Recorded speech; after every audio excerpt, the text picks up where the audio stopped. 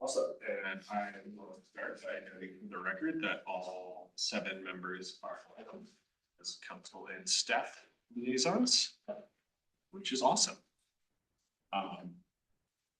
Okay, we're mixing up the order a little bit this month based on some dialogue Jeremiah and I had about sometimes feeling like they're an afterthought, and that's a little boring sometimes. So we're going to try moving comments and reports up to the start to make those a little easier, and also so that they can help inform parts of the dialogue that goes into discussion topics and stuff as well.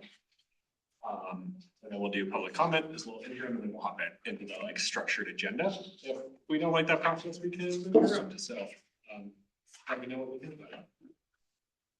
So I'll open it up, Chris. People like kind of open a meeting now. Staff reports. What do we got? You put me batting lead. It's amazing. I don't have a ton for you. I do have one very fun thing for you. I don't know if I've mentioned this before. Maybe it's just overall new, but there is a new climate risk and vulnerability assessment committee that is being formed, a stakeholder committee that one of you is to participate in. So I'll just read the little excerpt that was sent to me by Public Works. The lead on this. The City of Littleton is launching a climate risk and vulnerability assessment to better understand how climate-related challenges may affect Littleton's residents, neighborhoods, business, community assets. Assessment that will result in a report that the city can use to guide future planning and develop policies that strengthen Littleton's resilience for years to come. We are inviting a small group of leaders, partners, and trusted stakeholders to participate in a stakeholder committee that will help guide the community engagement process and strengthen how local perspectives are reflected in the assessment. Participation is expected to include 3 in-person workshops in spring 2026 and spring 2027, with optional follow-up input between meetings. The goal is to ensure that community voices are meaningfully reflected in the project and that engagement approaches are responsive, inclusive, and grounded in local experience. So it looks like multiple different stakeholders will be involved in this. We were told to find a representative from this committee and as liaisons from our committees to represent your guys' perspectives on this committee. I have the printout that I was told you guys could take a look at, and if this is something you wanted to establish at this meeting, it'd probably be a good idea because the first meeting is in like 2 or 3 weeks. So I'll just pass this around. Yeah. You know how often they meet? They are gonna have 3 meetings between the first one in May and then sometime early in 2027. That's the general idea. So. Yeah, that's cool. I like these committees You like it? a lot. Yeah. Should we nominate you? I was like. I'll be gone for workshop 1, so. Ah, okay. Yeah, I'm gonna opt myself out. How many people get to be on it? Or like how many from? Probably one One. from this one. I would guess 1 from ours, yeah. You have 12 boards and committees? Yeah. They usually 11 each one, yeah. Is that it? I mean, I know we're talking. What if we're very enthusiastic? Oh, and more than one? Yeah. I don't know. May 26th, September 26th, and March 2027. I will be going to the first. See? Yeah. I will also be in Seattle. Is that Memorial Day weekend? Memorial Day week, yeah. It's before that, yeah. I will be in Japan. Like 3 people this week going to Japan. Well, I It's guess. the day after Memorial Day. Yeah, that's a little tricky. Yeah. Or wait, is it 26th or 29th? I already. 26th.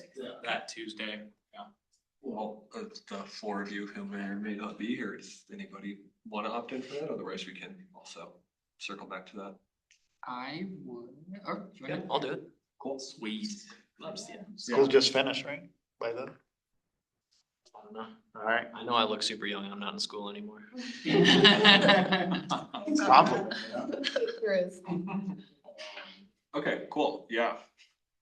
It's signed there up for that. And then, but yeah, it's a nice thing to report on, after the meetings, if there's ever like the feedback, put that out to, the group and stuff, and we'll try to things in. Absolutely.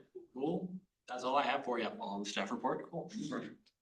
Am I next? You are. I have so many things. Yes. And I wrote it down. Love things. I have a handout.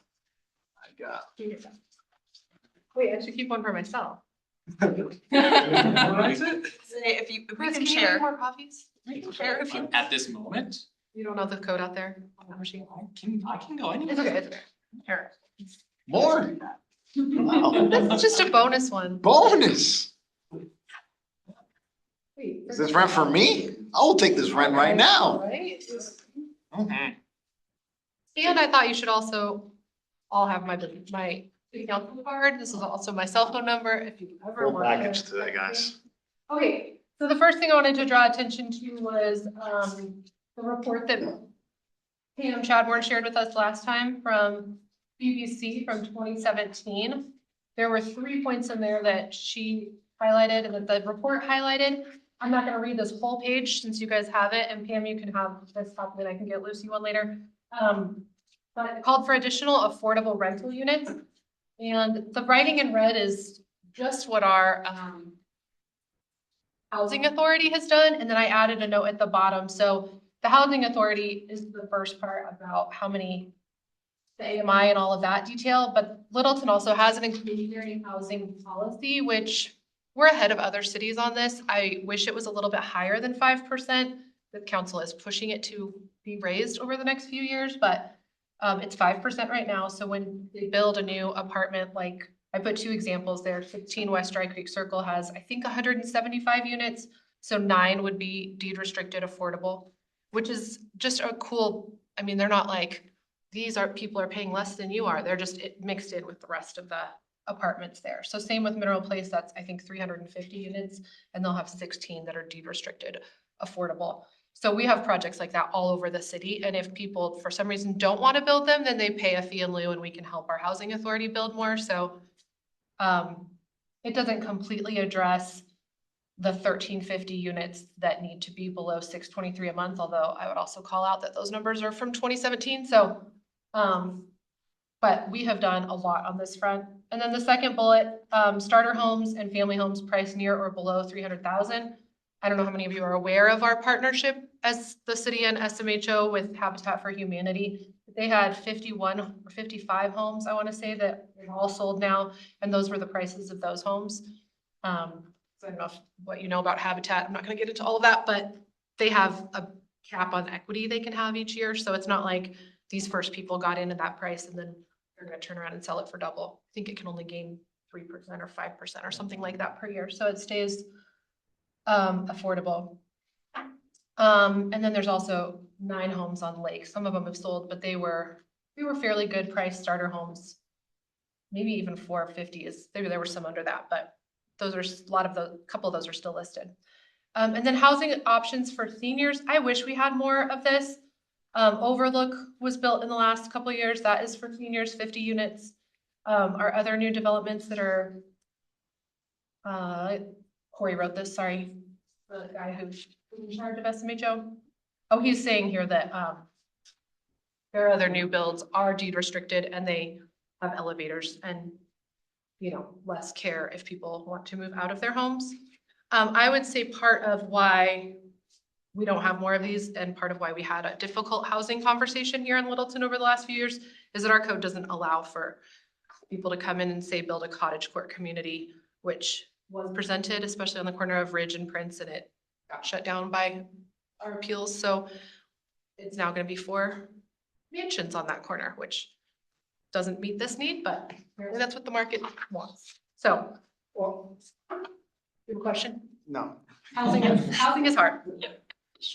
Let it go there. And then the last 3 on the back are just things that I wanted to bring up.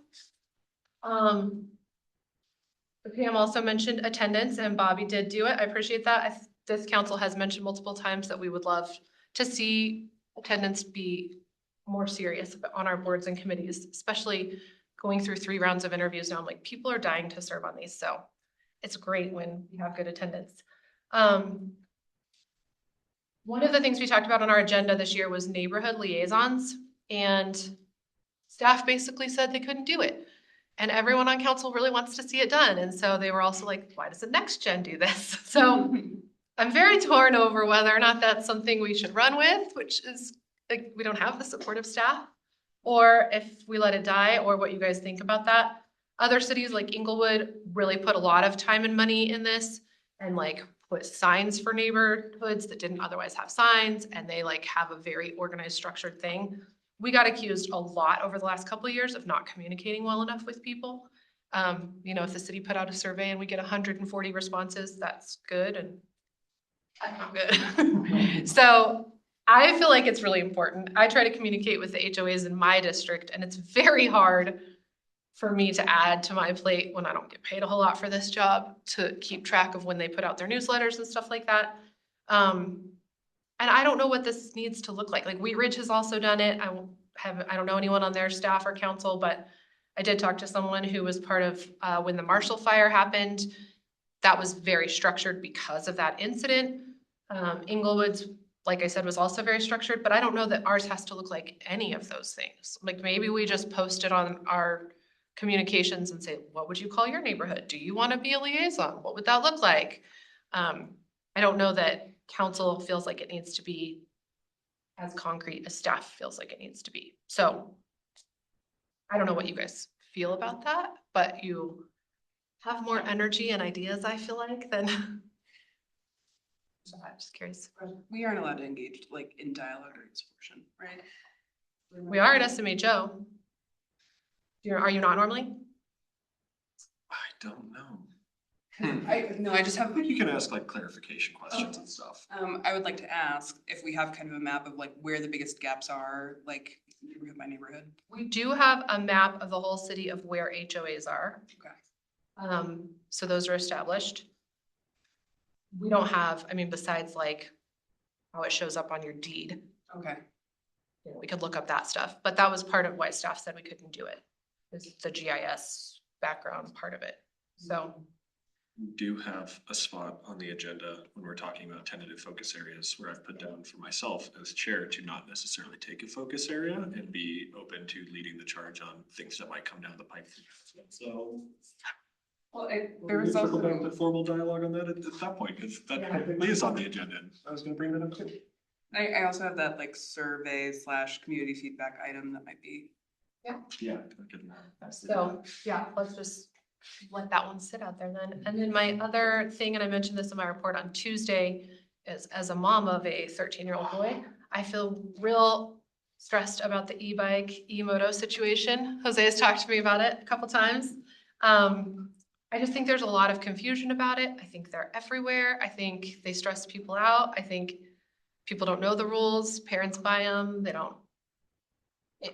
I get complaints from people in Centennial, from town of Columbine, from, I think it's overwhelming. Maybe it's the circles I'm in because I know a lot of 12 and 13-year-old boys, but I don't know. I don't have a lot of things like on an agenda that I want to push, and I feel like we have to put something in place to have some clarity and rules around that topic. So I don't know if I wrote on here, like, I've asked staff if we should look at a subcommittee with like someone from LPS, someone from LPD, someone from city council, someone from Arapahoe County, Douglas County, town of Columbine, Jeffco. Like if we all had similar rules, like if you're gonna have one, you have to take a class to at least know where you can ride it, when that rule should be broken, and what the speed limit is, and what the hardest part I keep hearing is enforcement, because kids are getting, the police aren't gonna go into a high-speed chase with a kid on a bike for risk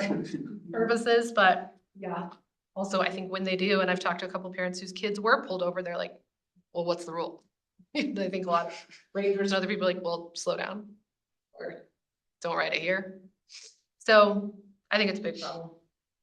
But I don't know if you guys have an opinion on that, or if there's another Plenty of. place. I was gonna say, Same. we hold our opinions for the Yeah. for the discussion portion. Yeah.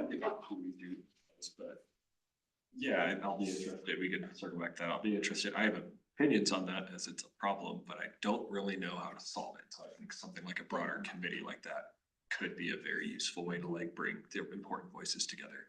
And I know Chief Enley, who's our interim chief and, applying for the chief position, has talked to Douglas County and Jeffco or Arapahoe County to see what, and I'm meeting with him on Monday, but yeah, if we don't have the police behind it, it doesn't really matter. So Well. Yeah. I think we have to tackle it from multiple fronts actually, but, and then the last thing I did was this, sorry if these are different. I think they say this. They're the same. They say the same thing. Different Different color colors. stories. Yeah, like that one has a logo. It doesn't have a logo. It's Montview Flats, which I did a hard hat tour of today. It's 37 1-bedroom, 13 2-bedrooms. You can see the amenities there. It's done 4 months early, which never happens. Wow. Partly because we had no snow this Oh, winter. the weather. And under budget, which also never happens. I know. Time to throw a and- party. The AMI cutoff is 70% for a family of 2, which is about 78,000 a year. And then there are some that are 30%, which is about 30K a year. Awesome. For a family of 2. And it's a pretty cool urban infill project. It's only 0.67 acres that they fit 50 units on. So it's really beautiful. Simple words. Yeah. That's all I got. Do you mind if I get this? Oh, please. Good reports. Check out that. Okay, who's next on that list? Board members. Should we just go around to the left? Michael? Hello. I'm not gonna take it away. Let's do it. So we had the capital improvement tax meeting last Thursday. So I'm gonna pull up here. So as a background, this is a tax in 2023, 2024. Somewhere in there, the residents of Littleton decided to add a sales tax of 0.75 cents. So a third of a penny to every dollar transacted in Littleton for capital improvements. And so we had our meeting last Thursday, and I think like what's important for this board to know is as this tax is like it's set in a separate account.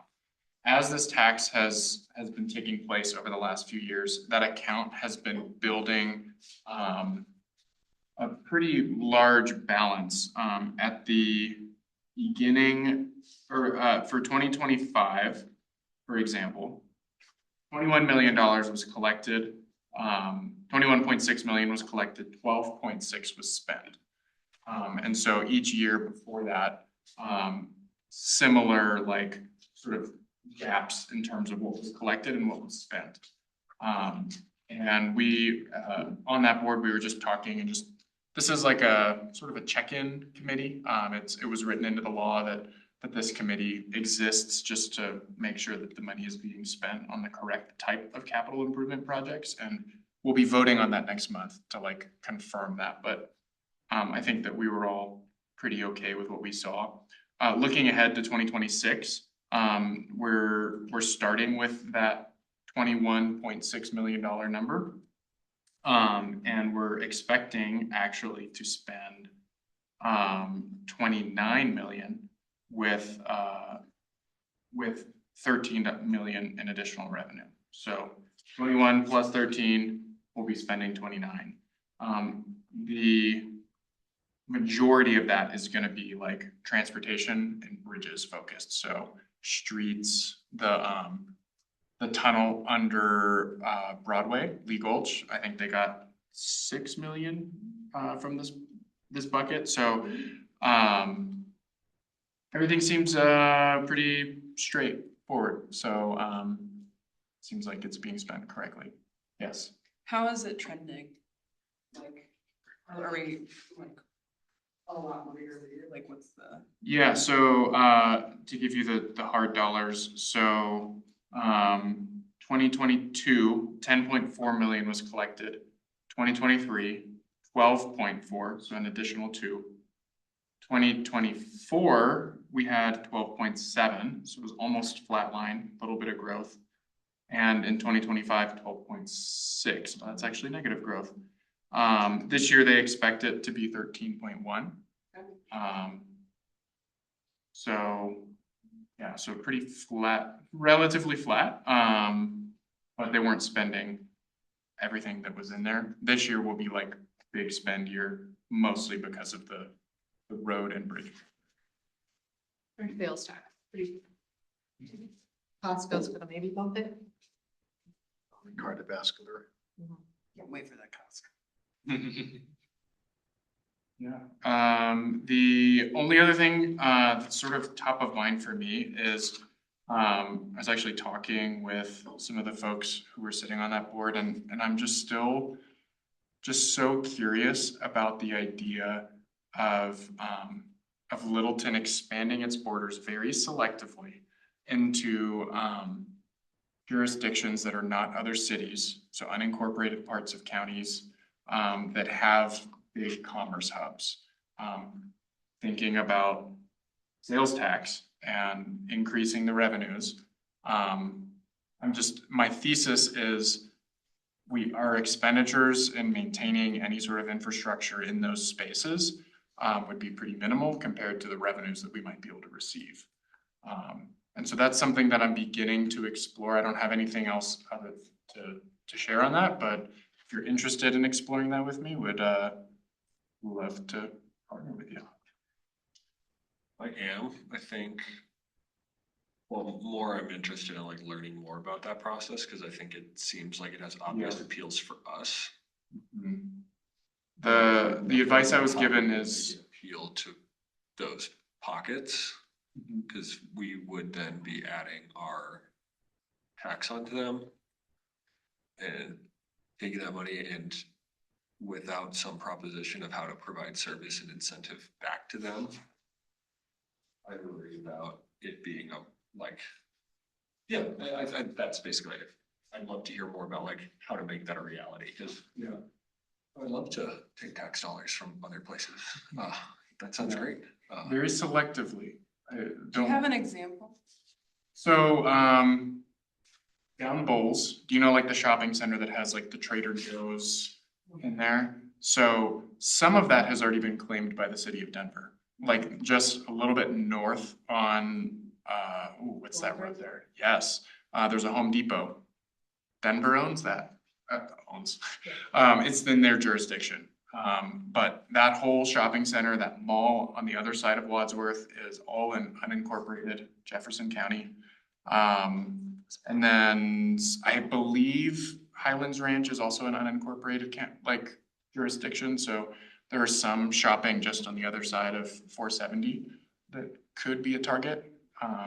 Yeah, the concern, what I see as the big risk is that most of incorporated Littleton is not the people shopping at those places. So we would be coming in and putting a additional city tax, even if we could provide direct service to the businesses, whether that's some infrastructure upgrades or something, and then the rest of unincorporated Arapahoe and Jeffco over there.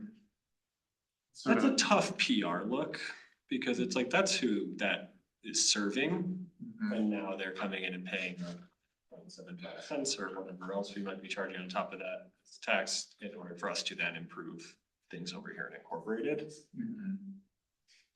It's part of the fun. Yeah, but like, do we need to? More money is cool, but we have other ways of raising money, and we have debt options, and so I'm interested in exploring that discussion. Yeah. I'd love to know who we could talk to in the city. And maybe nothing happens, the sort of next steps I was encouraged to pursue are just setting up a meeting with city attorney. Sure. So, figure out even just the legality of this. I think it Worth may be pursuing. a good topic to add for next discussion, since it's technically not on the agenda. Yes. But I think when we look ahead to June meeting, it'd be a great thing that we want to further I'd explore. love to add it to the June meeting. Okay. Anything else on the report? That's it. Great.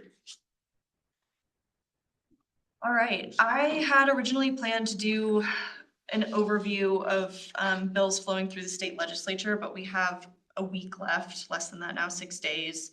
And I feel like a more comprehensive overview once we're through session and we actually know what has passed, because there are a number of bills that are either being heavily amended or still just waiting to be signed or vetoed, would probably be a more effective use of time. But I will, just based on some of the housing notes from earlier, talk through a couple of things that I've either gone through or died already. So one is the Home Act, which was brought last year and essentially is expanding the uses for example, mission-based organizations. If they would like to use some of their land to build affordable housing or give that land to be used for affordable housing, they may do so. This is something that was obviously brought by the affordable housing community. I think folks like the Municipal League, Colorado Counties Inc. had a little bit harder time with it, but it has passed. So that's something I can provide some more information on next time. And I'll make sure to get a report out ahead of time so folks have a chance to scan bills if that's of interest. And then the other one that I think is probably relevant is based on the conversation from earlier. It is not passed yet, they're working on it, but it would essentially allow if an affordable housing developer purchases land to build affordable housing, instead of paying the corporate tax rate in the interim while they're waiting to build their capital stack to make the project come to life, they would pay a lower tax rate so that they're not being hit harder for trying to conserve some land. So those are just a couple in the housing space. There are a ton more. Ahead of next month's meeting, I will do a much more thorough readout for everyone for things that I think would be of interest based on all the things we talk about today.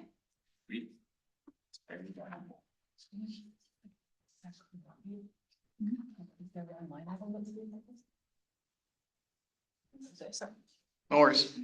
Jose, anything on the report? Yeah, I do. So first of all, apologies for not being here at the previous meeting. And I've been working on the e-motos and e-bikes and safety around schools a lot. I got Centennial Fine Arts Academy a grant to put 3 bike racks. So that's in progress.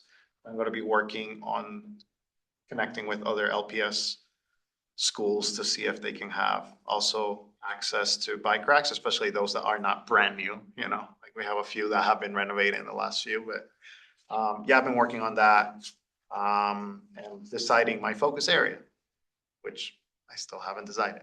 I have a few minutes, you know, like I'm still like, but I think it'll be related to safety. Just, I think there's a lot of areas where our kids could be safer. You know, I bike pretty much every other day or so around just to transfer myself, and I see a lot of kids coming through the parks or like, you know, going on the street, and there's a lot of close calls, you know, and like I saw one today and I was like, that needs improvement. And some of it is not our jurisdiction because a lot of these kids travel to LPS schools that may be outside of the boundaries, but it's something that we can work with LPS and City of Centennial or, you know, whatever other area to help us with that. Yeah. That's all I have. I don't have a whole lot to report. I was mainly digging into some of the background on focus areas, so I'll kind of save that until we get into that. But I mean, some high-level stuff, looking into just environmental volunteering opportunities around. I was in Chicago this past week visiting my wife's family, and we saw a whole bunch of like this volunteer organization people going around picking up trash all over the place. So I started looking into stuff here, see like what we have already, what sort of organizations back that stuff, local partnerships, that sort of opportunities. So I'll talk to some of the more and a little bit more specifics in that as we go down to our specific focus areas. But that's been some of the main things I've been looking into. Sarah. Yeah, one thought that I think the very generous offer from Lucy just sparked is when we have content we want to share, are there additional channels like Reddit where we think there might be some additional discussion, like bring closer to residents perhaps? When Jose posted about, I think the, Motos. I'm so hip. It got a lot of traction on Reddit for the Littleton subreddit, because this is a big like thing that people are discussing locally, and we got more perspectives and opinions in that forum.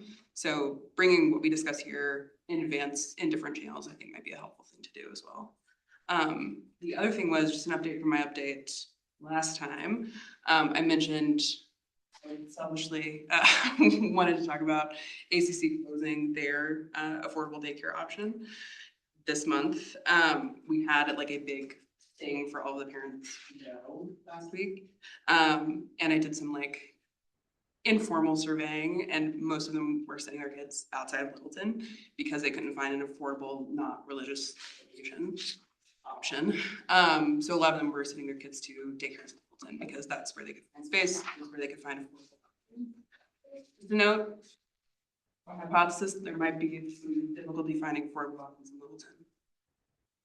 Wasn't completely proven correct, but. I had 3 conversations since you mentioned that about it. Informal. Yeah. I had 2. Your report? Nothing specifically. There are a couple things that we'll get to, as we go more to the discussion topics that I can expand on, but, other than that, just excited for this board year. So far, I don't know, just seeing like the momentum's been really exciting, so, more to share coming up too. Trust me, you'll hear my voice a lot more today than you probably want to, so. Bobby. Okay, my report. It was fun watching the council study sessions and videos throughout April. The even year election letter and that idea was brought up multiple times across different venues, especially with like charter recommendations coming through. Does not seem to be something they're acting upon, which is totally fine. That was not really the purpose of the letter, to like make it like a definitive push, just to call a bit of attention to it. So nice to see that pop up in discussions, have the letter specifically referenced, and it's a good reminder that the things we do send out in here do move to discussion and ideas being circulated. So let's keep that up. Let's feel empowered with your ideas. Yeah, it sounds like council might want us to look into some neighborhood mapping and liaison opportunities, and I think that's cool. We'll talk more about that. Monday was the second stakeholder working group for the Littleton Boulevard sub-area plan, or what was formerly known as that, and is now known as Blueprint Boulevard. And find more info to that on Littleton Links. I know I sent some stuff out. There are more opportunities for people to weigh in throughout the meet, eat, and greet opportunities this summer, which are cool events where you can go get free food from the city and talk to council and city staff and get updates or share feedback or other things like that. So I don't go to them that often, but they're there and I will maybe try to. And that's great. Free pizza. Yeah. Candy. It's a more like casual opportunity for sure than council meetings and stuff. But that meeting was good. They broke it out into like high level phases, and we're kind of nearing the end of what they're calling like the goal setting and priority setting phase. And throughout the summer and into early fall is going to be a bit more of like talking about more concrete ideas.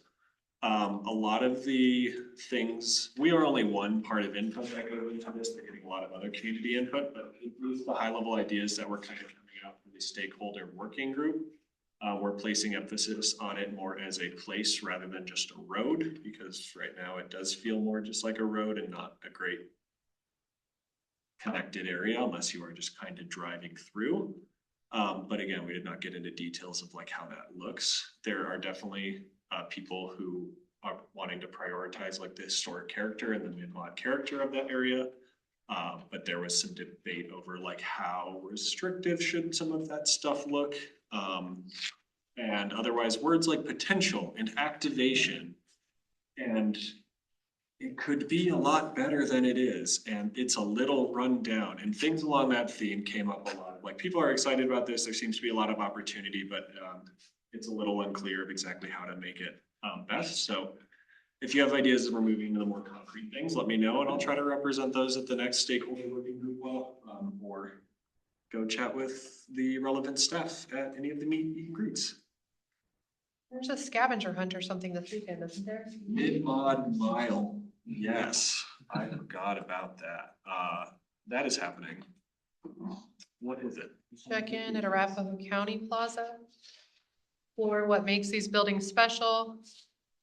Prize for top finishers. 10 a.m. right kind of in front of the courthouse area there, so on the western side of Littleton Boulevard, and I think you'll go down and around. So also, if you just want to get more acquainted with the area, if you happen to not go there a ton, that's probably gonna be a great way to do it. I might be able to make that. I'm gonna try. Good reminder, thank you. And then outside of that, yeah, I like the idea. It was fun chatting with Sarah and Jose at happy hour. Sorry for not including you on that email sooner, but Always down. there's that was fun, and I'd like to attempt to make that an ongoing thing. So if there are days and stuff or locations that work best for people, please let me know and I'll try to facilitate that. I will say I'm going to Iceland for the second half of May. So I won't be here at all the week prior to the meeting. So I won't be able to set up a happy hour this month, or I can help set it up, but I won't be there. So if anybody also wants to take charge on that, be their month, please feel free to claim that from me. Otherwise, I'll still try to organize it. I just want people. I'll be in Iceland. Sorry. Iceland is my number one go-to place. Like I've been more times I probably should. It's great. I'm gonna have to Flights take your used to be brain. cheaper. Yeah. That's true. Sales. Yeah, and same with agenda stuff. Jeremiah might be taking more charge on that this month, since last time I accessed my city email out of the country, they got pretty mad at me for that. So try not. No. It was not in the training. But if you. Use a VPN? Send IT an email so they know. They'll love you. Yeah. I work in cybersecurity. It's Probably a good. I block people out all the time for that. That's a perspective I would love you to bring to me. Yes. By the way. It's a VPN. Here's how your IT guy Well, will. if you use a VPN, that's worse, because then it looks like someone is It's trying suspicious. to show up from somewhere else. Perfect. Yeah, yeah. Long story short, if you have agenda ideas, maybe articulate those to Jeremiah first, but if you send them, I'll be able to text you still and talk about it, so. That's it for a report. Okay. Public comment time, it's a little interim. Pam, the floor is yours. If you want it, I assume you always want to comment. I think it's usually a fair bet. What's that? Hi, Next Gen. My name is Pam Chadbourne. I've lived about a block from here. First, I'm going to say what I say to a lot of new boards. This job is to perform public service. It's for the good of the city, the people in it, and the people who come to use it and pass through it for decades to come.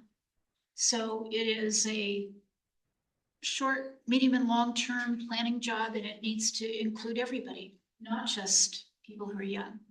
I am opposed to Next Gen. Either have groups for all age levels. Let's have some seniors, let's have some mid folks, and let's have Next Gen. Or let's have topical working groups that solve problems with people of all ages. But just having one age group picked out bothers me, just fundamentally. Let me mention a few things. There are several other boards and commissions. Please go to the city website and look at them. Environmental Stewardship Board already has water conservation down. Transportation Mobility Board cares a lot about street safety, and they have a whole history there. Planning Commission does zoning. So, and annexation, please, I can guess who's putting you up to this. We have been through this, and it's a terrible idea. Railmark right now cannot build out their commercial. We've got these residential out there. They're not going to contribute anything to our taxes, and they're only going to cost us money. We never should have done that. We never should flagpole out to Southwest Plaza. Anyway, been there, done that. Maybe that's already done. If you want to look at it again, please get the truth. See. Housing, yes, and South Newbury housing options. We should have far more than 5% of the 11 cities that were studied. they all had higher percentages than Littleton. Littleton has location, location, location. We are very desirable to build in. We do not need to incent builders to come here. And we have given away the farm, I think, very unwisely for poor reasons. So there's a lot more to say about housing. I think we need more work there. Historic merit. There is a great survey done in 2018 of the commercial mid-century modern on Littleton Boulevard. CPI identified it as one of the 5 most endangered places in Colorado in 2014. We are far behind setting our design standards for Littleton Boulevard. But historic districts tend to raise all boats. They tend to be resilient in economic downturns. Downtown was dead before we had the historic district there. There's a whole bunch of reasons there. It's not like either or. You need design standards, you need to keep that character, keep the view of the mountains, keep that 1890s downtown, keep the 1950s on Littleton Boulevard, and let's go from there. So anyway, a lot of work already done. Catch up. It's a lot of work. Not you all. Okay, going into the May agenda. Ryan, I need your help for some of this. I've definitely got the scrambled egg brain. But yeah, we're, I think, starting off with having a dialogue around some of the key points around kind of how we intend to, change up how we worked compared to last year, but it's obviously kind of just new to you guys, and get some general agreements and principles of how we want to approach that. And then second part is kind of concrete topic that I just want to plug into that equation and start moving forward on for June meeting and beyond. So part A and B of those agendas. So yeah, where do you think it's best to start on this? I know kind of point 1 and 2, a little bit more on your side, unless I'm like misremembering, kind of talk about stuff we want to like in ways of working together and centralized note stuff. I never followed up with you. So putting that together. Okay. Don't feel put on the spot. I can. Go for it. Cool. Okay. So part of what topic A is one is like a new board. I think like the first or last month was great to like just introduce and get to know each other. And I think now it's more of, okay, we have a lot of ideas, a lot of momentum. How do we move it forward? How do we like get structured in a way that like makes sense for how we work together? I think there were some ideas floating around, but part of it was just like we were having it more of an open, candid conversation of like, how do we want to kind of like structure ourselves? I think being on the board for a year, there were some things that worked really well. That maybe worked.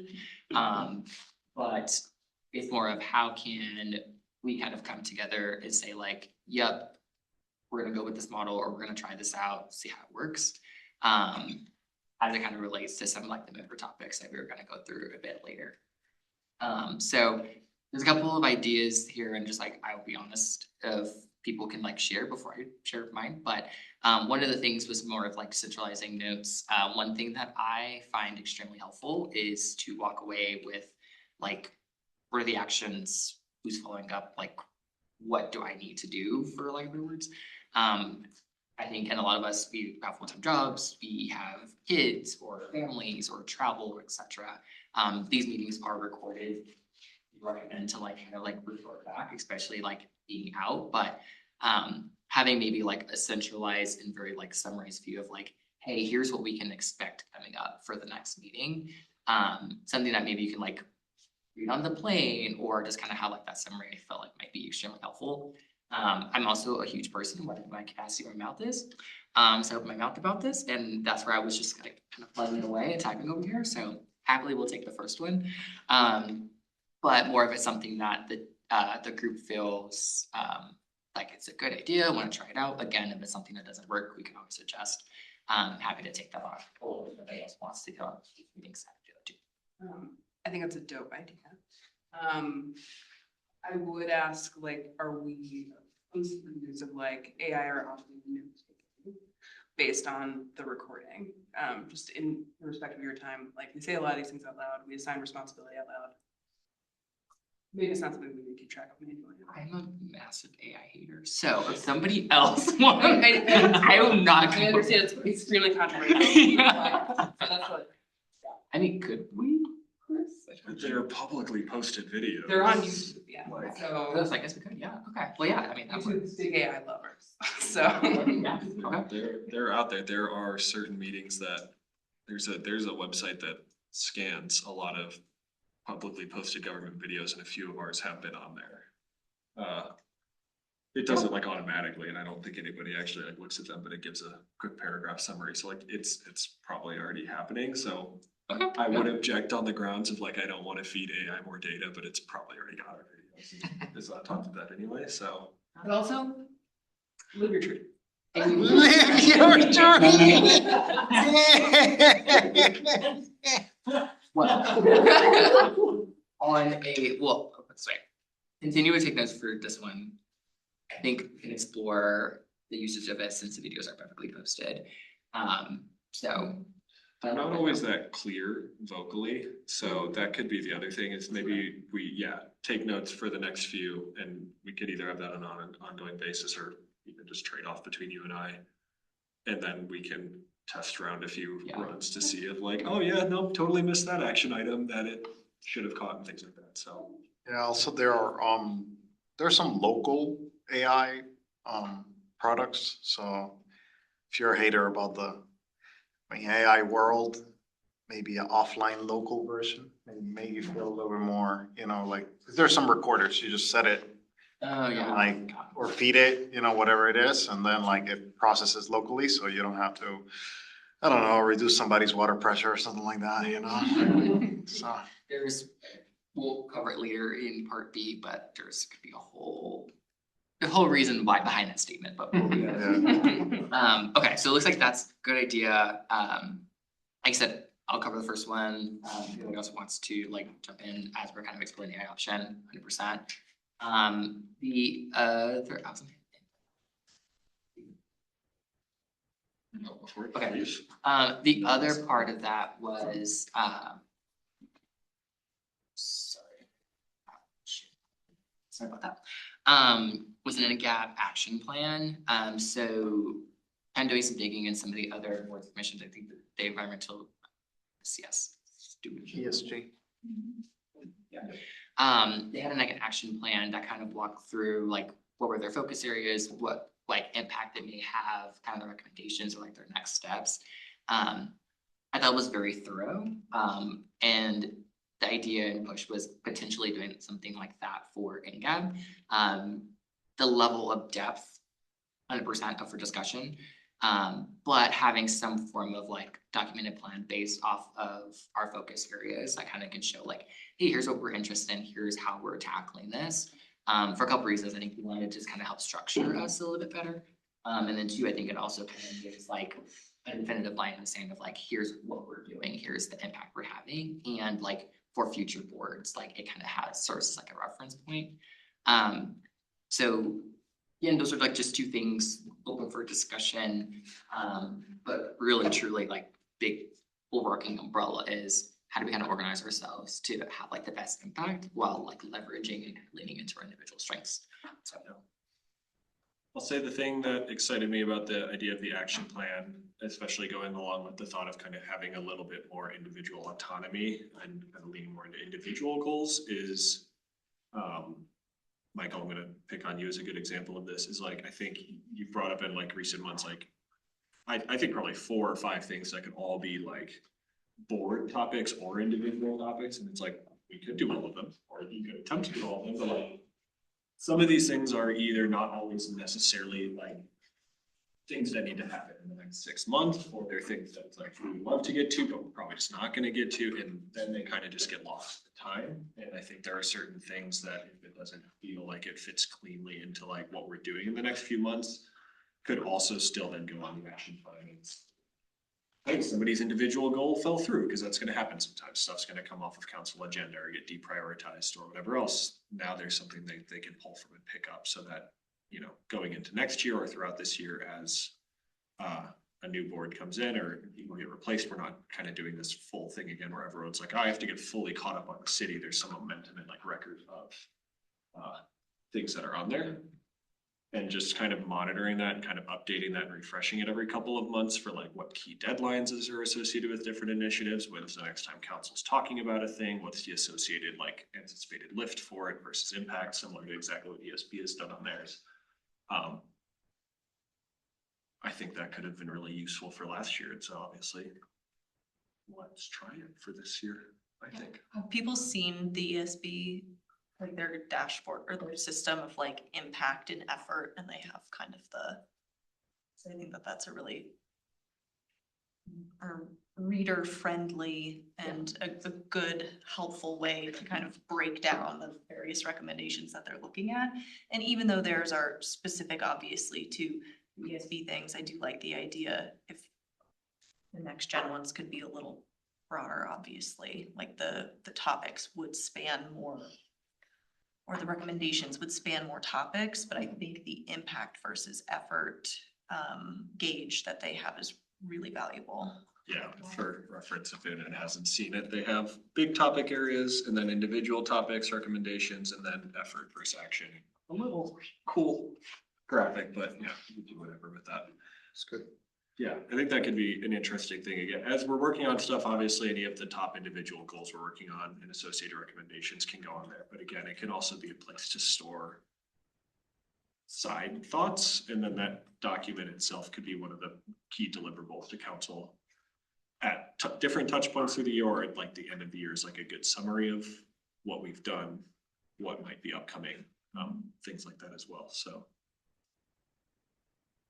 I also add two things. I think one, it also just increases that level of like transparency for people who want to know what Nextgen is doing. Right. Again, meetings are recorded, but also realistically, a lot of people may want to know like, what is my TLDL? Like, do I need to listen? What do I need to know? Also, I think it puts a level of accountability as well of like, if we document this, we share this, like, this is something that, you know, obviously again, things are gonna happen, but like we're really kind of like saying like, hey, we want to be involved in this. We want to get our perspective. We want to be engaged. That kind of follow it. So just for clarity, because I know that took them like years and it's real intense. You're right, because it's like, we can chip away at it as the city, like we had chose to adopt it and we will chip away. But do you mean more of like taking the goals you guys wanted to talk about and putting them somewhere on a thing and breaking them down? Like send a letter to council saying our opinion about even your elections, and that could go under a governance category, something like that. Yeah, my thought at a high level would be to steal this template, but I think the goal would be to move towards it, but like in terms of recommendations, because we don't have those yet. That's the point, is to get to those, is we kind of have like status and notes and what we're doing to come up with a recommendation. And then as we develop recommendations, we can summarize them in there, link to, you know, letters or appendices with like all the different deeper notes and stuff in that. And then like over time, we could work towards this, because yeah, we're not gonna have this many items with like concrete recommendations on them. I assume we might have a lower threshold of research than the environment. Yeah, probably Slightly, very much slightly. depends on issue and stuff too, but yeah, I think so. That's a targeted nice topic, so. Like, we don't necessarily have to sponsor a study to like effectively prioritize some of our options. So I think we can be thoughtful, but iterate on our output. Yeah. You could organize them too under our 5 like adopted outcomes already in our current, like safety, governance, you know, resilience, sustainability as one of those, but I'm sure there's things you guys care about. We can still talk about it even if another group's talking about it. Yeah, I think that's kind of the valuable perspective, is we're trying to add to the conversation of these other areas. So high level, our board is categorized or like, you know, tasked with supplementing those 5 major goals, which is just like kind of everything the city's supposed to do. So, but like, that's a helpful way to categorize it and show that we're trying to work with that framework from council and staff and stuff too. So I think that's a great goal to start on. before getting over to like the course report goals and all that fun stuff, seems like everyone's on board. And I think of that, like the ESBs is like a run, say, like if we were like run, it's like a run. Is there anything specific that the board would want to see in like D1, draft 1, art crawl? I think like having the 5 focus areas, it seems like the intent versus, or the intent and effort, kind of like, and is there anything else that like the board want to see? Again, knowing it's gonna iterate. Relative status, because some of these are going to be like further along. A lot of my proposals are like, I think we should look into it. So like if it's in discovery phase versus further along, I think that's helpful to call. I think the only other thing I'd add to that, just because of timelines of stuff potentially getting lost, is like a column, if it's something we're actively working on, kind of what our internal next steps on it are, whoever might be championing that, or if it's like a board thing. And similarly, either same column, separate column, whatever works. If there's any upcoming council actions or discussions or stuff on it. It's easy to lose track of those, especially on a once a month cadence, and all of a sudden we're like, oh, we meant to get back to that, and now they're talking about it in 2 weeks. And that's a little hard, so I think it could be helpful for that. Okay, cool. I think it's helpful, it's maybe a process question, but could probably like pull together a quick draft and like share it out. I think we probably would not be able to like fully discuss if there's anything, but if there's any like individual notes with like, I don't like that, or I like how that's worded. Leaving comments in a document count as council discussion. Yeah. Yeah, All right. so pretty much it'll be like BCC, like you'll have to look at it independently. And then like there's any individual notes, like I can consolidate and make those adjustments, but there would be able to be like a live doc we can edit and like add comments, because that can be seen as like a formal. Could be a consistent part of that, make it part of the wrap up on the agenda too, is call for any updates to the, Love to it. that, like, that was- an action plan as we go. That was gonna be my question around process of how does this document live? How do we update it? How do we delete things that maybe we don't wanna do anymore? Or update process if there are updates. So I think that if we are able to check on it on a each meeting basis, I think that could be helpful. So do you want to have it as more of like a standing topic of just like reviewing it? Maybe part of that wrap up section of like when we finalize kind of any key to do items, and then can also open up of like, hey, if any new changes. I assume there might be some overlap between our reports and the action plans though, and we were to like call that up consistently when we're giving reports, like, and also this should be reflected in the action plan. Like, it just might be hard to discuss in 2 separate spots or feel redundant. Good thought. I think if it's something that is going to be part of the action plan, leave it out of your report. And then if that causes problems, we can always move the reports back to the end. So can try that, because yeah, the reports, as I kind of broke the rule today, are not meant to be like places we dialogue anywhere, where updates to that plan might be things that we'll go back and forth on a little bit.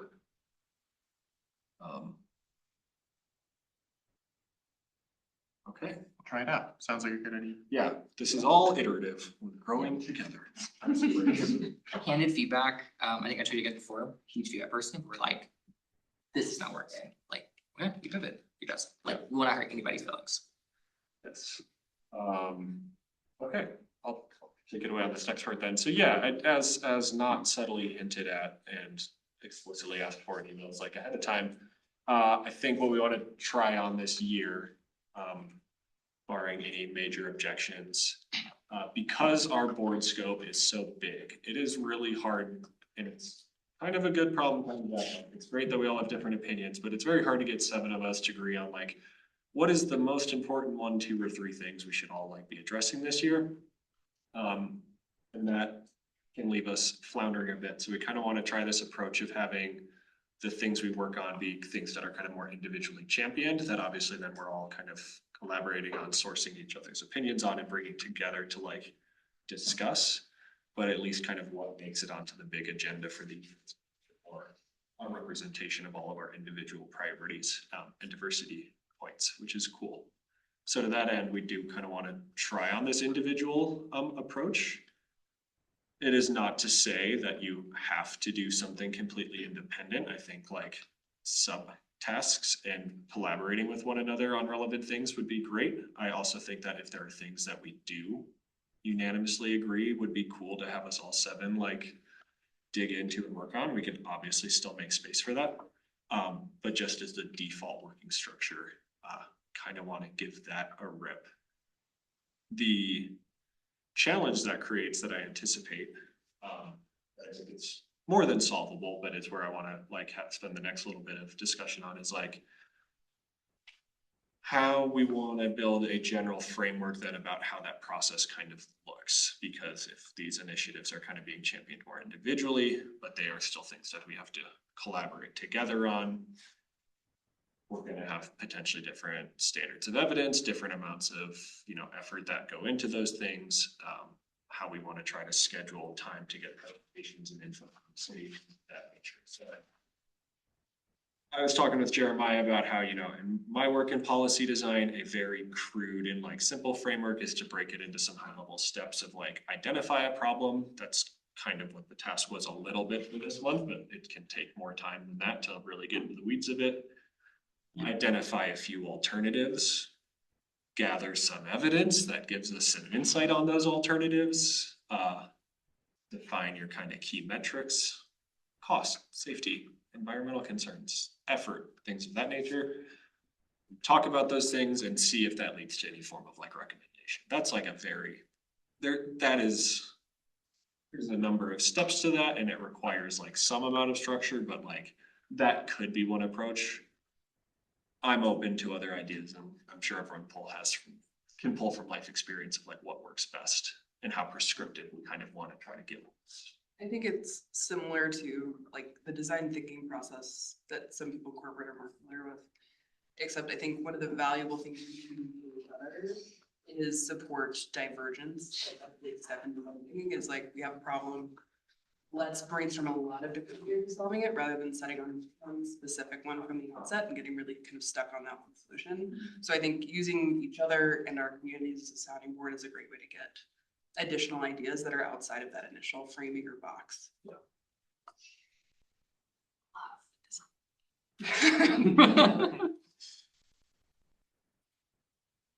Any specific thoughts on that or thoughts about how to make that general process work smoothest? Or key concerns, anything like that?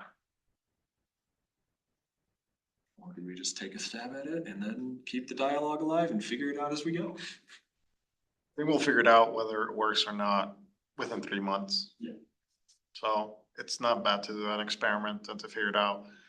Are we moving the needle more by doing this approach or by having the centralized topic where we are put our, you know, and then we have kind of like an action plan from that.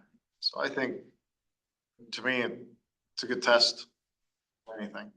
But experiments notably do have specific boundaries. So you know if you pass the experiment or not, you kind of, we have to have some element or trigger of like, did it work, did it not? How are we measuring that more quantitatively or objectively? I think you can just look at what was accomplished by the board in the last 12 months in any quarter period, right? And then you kind of, in this next quarter, you present, okay, this is what we did in this quarter compared to a year ago. Oh, wow, it's much more. Okay, this is working. Or, wow, we didn't get anything done because we were like focusing on it, but no, you know, whatever. And we actually got more done in the previous, so we just go back to, you know, what is tested and true to a large degree. Yeah, could you look back, some of you who were on this board before, as like. You have this the is what we recordings. did? I will say, I think there's a notable compound in this, which is we have 4 awesome new people who are bringing different things. But like, yeah, I think we can pulse check that well enough to say like, what are the big hurdles we ran into, what are the ones we would be running into at this? I think notably it'd be if the biggest concern that pops up for me is if people don't feel like empowered enough to move forward individually on stuff because we're not having like rich enough group discussions on the kind of topics everyone's bringing, then that's my only like major concern. Outside of that, I think the only risk is like, yeah, we have to keep more people accountable because it's not just a single topic moving forward at a time. But like, I have pretty high faith in everyone's accountability and stuff. Well, and meetings could get long. Meetings could get long, but I think that's maybe the other piece is it is not going to be. We cannot move last year we set the goal of like, we tried to roughly do like one thing every 3 to 4 months. And then with delays and other stuff that turned into like 2 things over the bulk of the year. We cannot set the same cadence for all of us at the same time where we're gonna get a project done within the first 4 months and everyone's gonna get their own project done and all have presentations from staff on our associated things. So there might be some navigating of the scheduling of like, okay, we can only put so many, we can't have all 6 of yours or 7 of our topics on the agenda actively for June. So we might have to pace some of those things out and whether that feels boring or deprioritizing or challenging. So we should cap the number of topic updates we have in any given meeting. I think we should I think it would probably work best if we set relevant goals based on kind of what some of the dialogues are. So I'm skipping ahead to part B a little bit, but of like, hey, if Kettering Lake ended up being one of the areas that like Lucy wanted to champion and the water conservation associated with that. I wish I would have written it down, but they're doing another study session in September, August. September, they talked about it at the last council meeting and and that's what I was gonna say, is like, if there is a topic area where instead of bringing someone here and taking up this time, if that's my topic, it should be incumbent on me to be going to that meeting and like not duplicating efforts type of thing. But like, yeah, in theory, that's I can't remember the exact details of what was said, but it's like, hey, maybe if that's a topic you want to champion, depending on whether you feel like that's something that can actually be like, is most relevant right now and you want to get that done before that meeting, then you advocate for that. We try to get that on the agenda there. Otherwise, it can be a little bit of a quiet Lucy summer where you're mostly chiming in on other people's stuff until that study session happens. And that's like, that's what I want to then like grapple with and I want to bring back here. And we want to then form a opinion and recommendation like based on that. I do love quiet Lucy summer, by Yeah. Every summer's actually. So I think SMHO too has like, their governance board and their real estate board and their finance board, and then those people meet so that they're not breaking open meeting laws as well in 2s and then report back. So if you broke these down into priorities, like we're gonna work on these 3 over the next quarter and break out, or work on it your own, like some people don't like group work, whatever. But I was curious about how the cadence of the work would go. Like, is this a workshop space or it's more of a good discussion, bounce ideas? I wasn't sure. I think there are gonna have to be key points to make it so it's not just one person writing a letter and then the rest of us kind of saying, cool. It's gonna need some more amount of like, okay, yeah, June is gonna be about, what are some of these problems?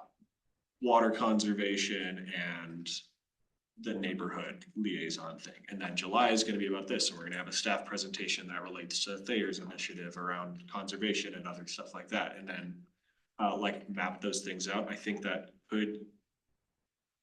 What I don't know how to handle is if there's objectively like a, hey, 5 of us really want to get a letter to council by September. And then we go, well, that's not all gonna happen. There's not enough dialogue space for that. How do we kind of like navigate the flexibility? I don't think often we're navigating on things that are so tight timeline that they can't really be pushed, but like, does that level of flexibility potentially required feel workable? Or is that gonna be I think it's a healthy thing to have a backlog of things and like cadence them out based on relevance to even council topics that may already be coming up into discussion too. I think that's a good point. Potentially, like when we find our focus areas, we can probably just like bounce. I mean, let me phrase this way. I think there's some items here that do it earlier or later, council like timeline, but like that's our space that we have like this black and backup things that's really like we pace it of like relevance or speed of like where council is kind of involved in. So like let's say like the water conservation, like if that's happening like in August, September timeframe, like then like that might be paced a bit closer to that time or even after. So like we kind of can like make sure like we have something ready for that conversation or something in that conversation like we can bring back to the board for discussion versus if there's something that's like Q1 of next year, like maybe something get pushed a little bit further back. So that might be an idea. And we usually have a study session and then like for some things, a general business presentation and then a first reading or a second reading. So even if we've already had a study session on something, it would be great to hear from you guys or, you know, that I've heard from that, what you know as a group, how you feel about It is very topic dependent, but sometimes I feel like the most impactful time is between when the study session happens, because that's when like a lot of the info really comes out and then like the ordinances and public comment really starts like picking up on those things. I'm just saying there's multiple points of entry. It wouldn't be too late once we've. Totally. Yeah.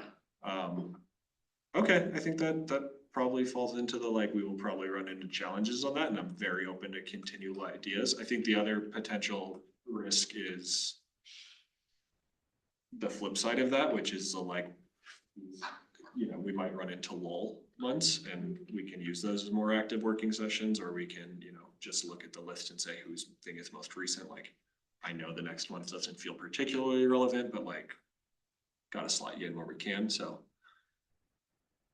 Comes with risk, but I think that's an okay thing to try and move forward with. It might be helpful to add that designation back to the action plan, by the way, as well, to say like, to have relative urgency. So like, this is an evergreen thing, it will always be notable, or this has a specific time dimension. Yeah, we need the recommendation in by now, otherwise it doesn't really matter type thing. Deadline almost, like, is there a point at which this becomes no longer relevant? Or timeline sensitivity even, maybe what. Maybe that's something maybe I'll try to keep as chair and not taking an individual topic. Is like, maybe that's something I'll try to keep an eye on too, is whether encouraging, because a lot of these topic areas, there's a number of different things you could really dive into on these, and trying to not overload us with a lot of a diversity in terms of like what people are working on, where it would probably be best if 6 of us were not all working on things that are like, well, council is doing this right now. And so if we don't get the recommendations in on time, they're not relevant. And some of these things can be evergreen, be built flexible. So that's great. That is a note for myself. I also just want to do a pulse check, like how, I mean, it seems like overall the group is aligned with like recommendations, like, but how are they feeling? Like, is this something you feel like it's actionable, something where it's like do we need to push or prior or something? Like, how's the board actually feeling? I would love if we took away some of what we discussed here and like, just have a framework that is an artifact of this discussion that's like, and here's what that cadence will look like, here's what the plan will look like, thoughts and feelings, because it does feel like we can debate the individual components of this a lot, and we have, but just taking a stab at it and getting feedback from the group might be helpful. Sure. Yeah, I think the only, it's making it look more concrete, just because you're typing things down and I'm not, so thank you. I think the only like, what I want, the only like needs for me to see on this would be, I would want a minimum of kind of like 2 board check-in points. And one of them would be around kind of generating and discussing the alternatives, or what we'd call like kind of possible solutions to the problem. So whenever somebody has a problem, we've written up notes on it, we get a staff room presentation, whatever else. It's kind of your role to define what we as the board might want to see around those things. We have a check-in point around like, hey, what are the actual possible options here? Because I think that's where diversity of opinion weighs in a lot, and as part of that discussion, likely will be some amount of, we don't have to decide amongst them then, but of like, what are kind of the key things we're doing to stack these alternatives against each other? And then it can probably go away for another discussion and then come back around like what the specific recommendation is and how we would kind of want to deliver that to council. And again, individual letters that we draft up and then we all like come together and work on is great. Having people advocate for a council presentation, stuff like that is good. But if we had those two check-in points on like every topic, that would be helpful for structuring out some of those timelines and also all in the space to not feel it's like Jose running leaf with his e-bike recommendations, and he's saying it's all from next gen, but none of us has actually provided comments on it or something, and something like that. So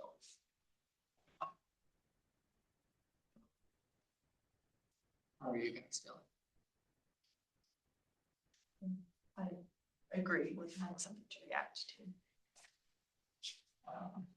In that case, I pulled together something based off the notes, which would be the summary session, I'll like recap it just to make sure there's nothing access.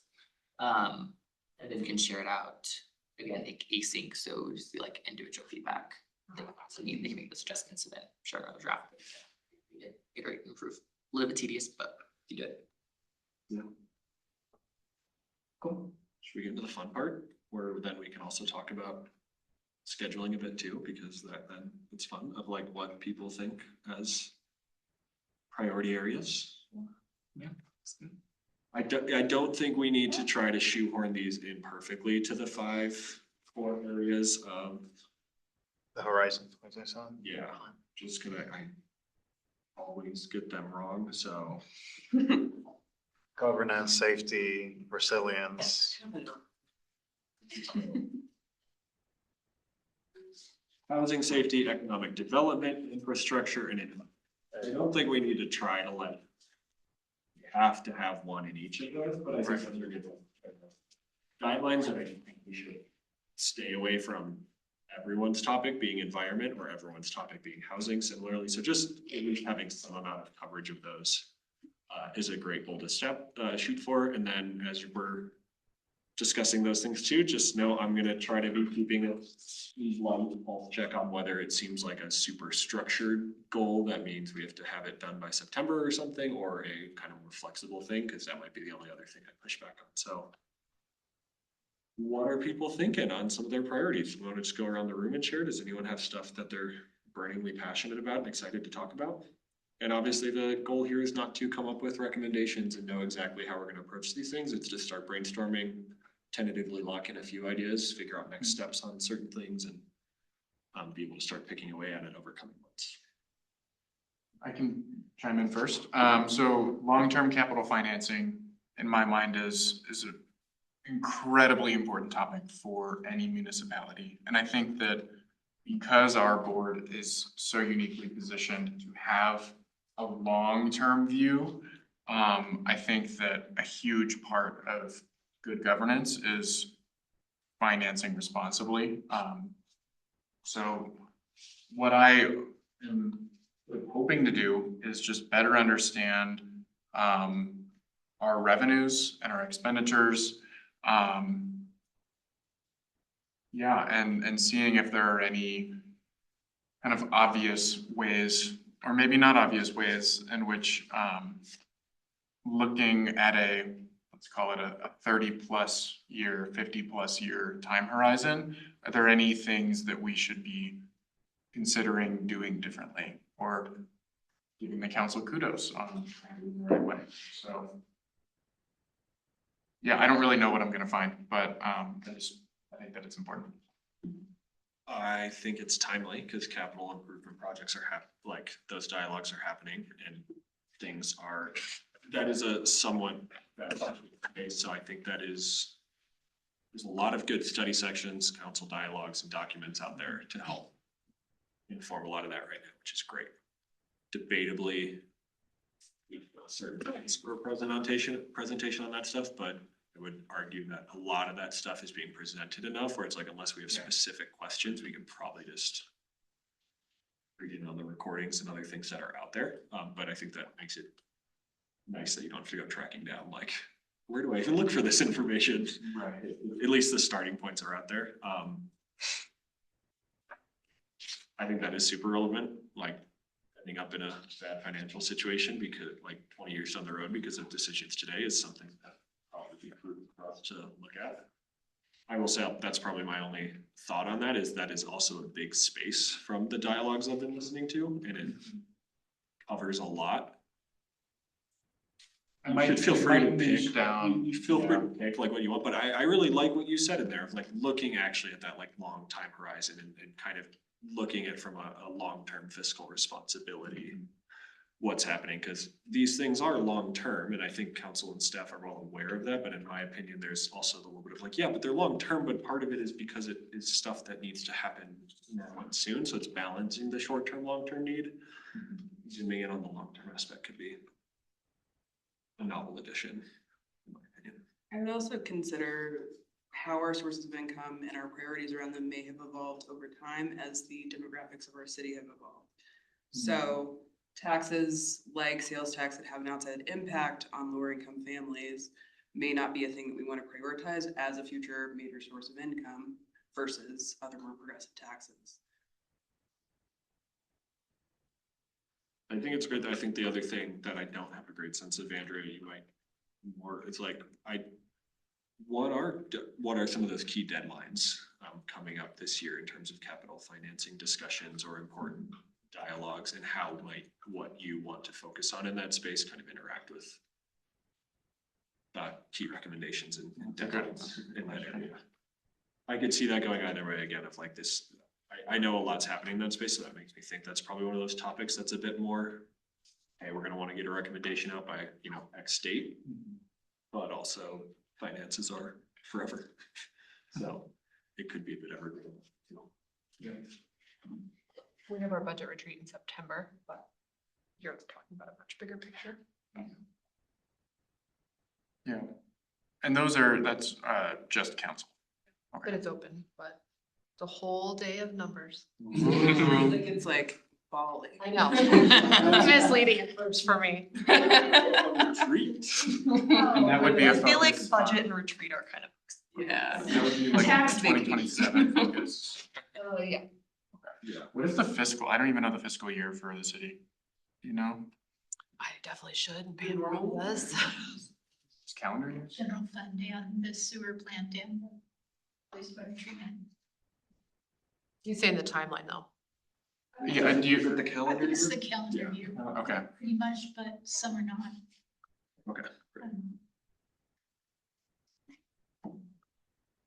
Yeah, I think that's good. That squares very cleanly into the economic development bin, and it is relevant on council's calendar, and you're on the tax board, which I know we're doing it. is a major part of, at least for a lot of some of those possible debt options, like how the payback is kind of, the debt capacity is kind of being considered, a large amount of that revenue is kind of being weighed against that. I don't know the right terms. They connect. Finance. Yeah. Yeah. The money goes to many things, so. Don't correct them. Oh, yeah, I am silent in the corner. If you want to send out a glossary after this, feel free. Yeah. Yeah, I think I'd love to task in June, at least trying to narrow that scope down a little bit and helping us understand what key deadlines are. That way we can kind of prioritize that accordingly. We can circle back based on other priorities that come up. Maybe we make that a sooner focus, but yeah, Deal. let's make it around the first. Yeah. You just want to go around again? Anybody want to go next? Popcorn? I'm happy to go next and continue the circle. So I think on the agenda, what I had shared previously was some amount of interest around the Kettering Lake decision. So there's a white paper available. They have some next steps in there. They also have a whole host of options that they have kind of whittled it down to. I know this is something that's come up for ESB, but I've been trying to think through how can we give our feedback and our input, just based on the age range that we're meant to be speaking for, but also considering something like Kettering Lake has been I mean, that's cross-generational, multi-generational, and so making sure that if we wanted to either provide feedback or help council with the stakeholdering of it, because that's gonna be on our list of next steps. Do people have an interest in engaging in some way? That may have been some word salad, but the key takeaways are, there are next steps. Council talked about it recently. I think you guys were gonna kind of table it a little bit until September. But I know that you're planning on conducting stakeholder outreach still, and so if it would be helpful for us to help with that in some way. The other thing that I had in mind was if we want to go through the options, since there's plenty of material available about what those options are, and kind of back one and give that recommendation to council, that could be an option. And then I would turn to the returning members of the board to see what other ideas you have in terms of ways to engage with council, because I know letters are a thing, but what other ways can we be useful and engage? Letters are definitely a thing. We can ask to be part of a study session presentation. So that can either be an independent ask of like, hey, Next Gen wants to come present to you on this. It has to make it on the agenda. It might not be prioritized. Or we could try to then collaborate with board staff or whatever to be part of their presentation or have our insights as part of their presentation on study sessions. We can have Andrea champion ideas. We can, we are a board, so I don't think our board can do public comment, but we can rally a plan around us individually going to public comment, or those of us who agree with recommendation doing that. We can do all of those in like conjunction with one another. So in an area like that too, I think with the study sessions, one way to frame feedback a lot too is to, pulling from Pam's notebook a little bit, if there's things that we don't think are being talked about enough, whether they're core details or core priorities that just aren't making it into the dialogue, we can give feedback about that study session and say like, hey, you guys are missing this chunk of the dialogue, and that can again be individual comment, whatever makes the most sense. I think what tends to happen around an issue like Kettering too is people whose house is back to it, getting real vocal, and it's not their private pond. So I personally feel the need to hear from a lot more people. I like the thought of gathering bigger stakeholder input on that. I walk by that park with my corgi all the time. I like it low. We're not talking about that right now. That's okay. I also will say I like issues like that, where that's a concrete thing council's doing and we're talking about, and we could give a concrete recommendation on that. We can also use it as a stepping stone to a broader conversation on water conservation and like land management and park space and some of these other things. And we will learn about that through doing those things. And there's potential for 2 recommendations to come out of that, of both, you should do this with Kettering Park. And also we've learned about broader water philosophy on this. And we think updates are bigger things you should be thinking about as you think about this and other decisions. So. I mean, the native pollinators or native grasses conversation comes into it, things like that, but this is obviously something that is in front of you all immediately or soon. What would engaging to help with stakeholder outreach look like? And I kind of feel like, Sarah, you mentioned something about engagement earlier before we even started the meeting. And so I didn't know if you had ideas for other topic areas or ways for us to be engaging. I mean, I know the Reddit came up and just more transparent about things, but We can, I think, wrap this because yours touches, I think, a couple of ours, so not to put you on the spot, but I'm happy to go next too. One of my items, I had 3 that I was kind of choosing between or relatively prioritizing. My first one though was, I called it Next Gen Voice, for the opportunity to get more continuous, like pulse level feedback from Next Gen kind of demographic residents. In the last Littleton, Colorado 2024 resident survey, which is the most recent one, there were 11% participants from the 18 to 34-year-old age range, and that is actually 31% of the population of Littleton. So they had to heavily weight those results. Like formal means of gathering feedback from that group are not working. We have to find alternative methods to get feedback. So my proposal was to partner with local schools, ACC, high schools, et cetera.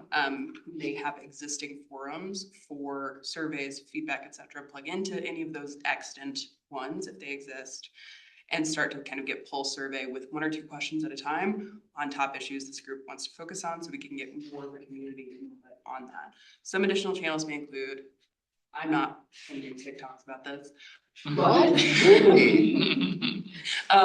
pop out of, I don't know, like a Reddit survey, for example. So like having additional kind of means of gathering input from this specific demographic, so we can bring more recent data more often to this group from that population, I think would be valuable, because they are not from our survey data coming to us voluntarily, I don't think.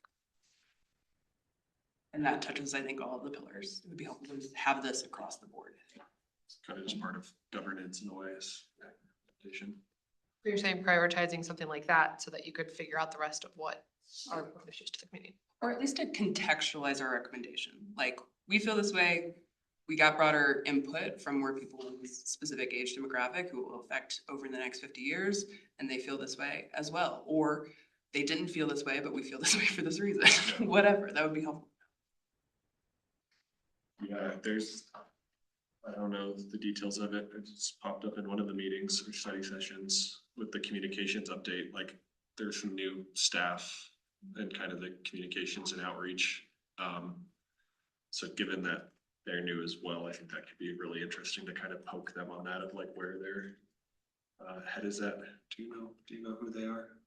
I just know it's a male and the title is economic engagement. Community engagement. Community engagement. And see what they would like to collaborate on, because things are gonna be just we don't have to work with them, but TikToks. yeah. So that could be a really interesting way to like follow up on that. We could again have them come in here and talk, or that could be something that you kind of handle dialogue on. So that could be a great way to follow up with them, as well as establishing some of those community outreach touch points. I think this has been something previously explored by prior versions of this board. So if there are recommendations from the tenured members of the board on people to talk to at various schools, et cetera, I would love those resources as well. Yeah, expect a mixed response rate. I have I'll send you that list, make sure you have that doc, or I'll just copy and paste it. I did get a number of people at ACC and a few of the high schools, some of like the student councils, who said they would be happy to talk further and like kind of explore having more ongoing communications, but we never really like ran with that. So to pick some of those things up, I think that could be very valuable. Any key thoughts on kind of what you want to check in next on that, or like where board could help enable pieces like that? I want to, in our next session, propose a pilot. Hasn't good. What? Be like, this is how we're gonna start getting this data. Here's how we'll know if it's high quality and representative or not. Yeah, I like that.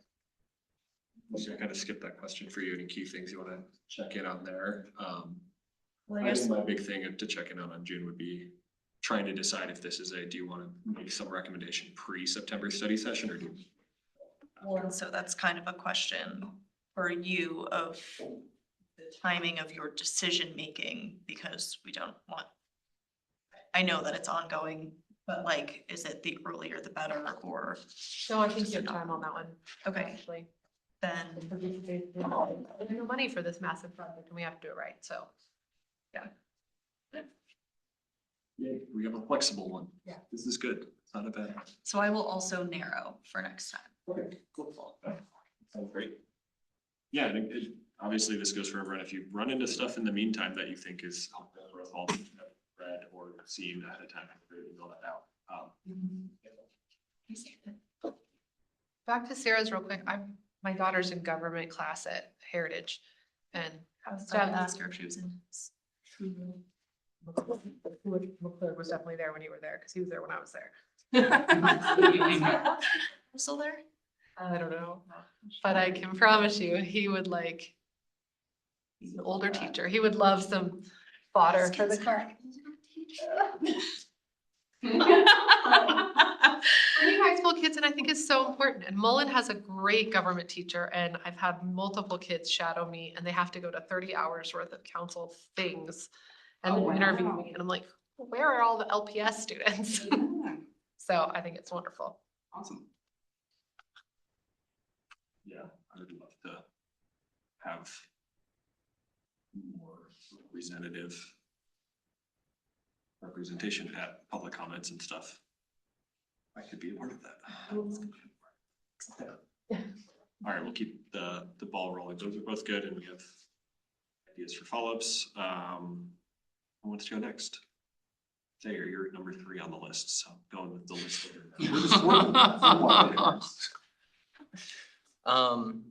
So one of the things I saw, Sarah, you had was third space activation, and that was another one of the things I had. So third spaces, and then kind of along that, ideas for community building. I feel like a lot of the times we look at a city or like Littleton as at the city level, but it's very easy to miss the smaller level of communities within a city, or even communities within a community, townhomes or school or something like that. And building at the very like smallest blocks helps just build up the foundation for everybody. So looking at how to kind of figure out what third spaces kind of look like outside of your typical like coffee shop, co-working space, something like that, how we can like get word out there about it, of course, because you can do whatever you want, but if no one comes, it doesn't really matter. And then kind of outside of third spaces, just community building in terms of like, you know, do we set up a local trash pickup event? Do we set up a local, you know, XYZ Heritage Day event? Bike bus. Something like that. Yeah.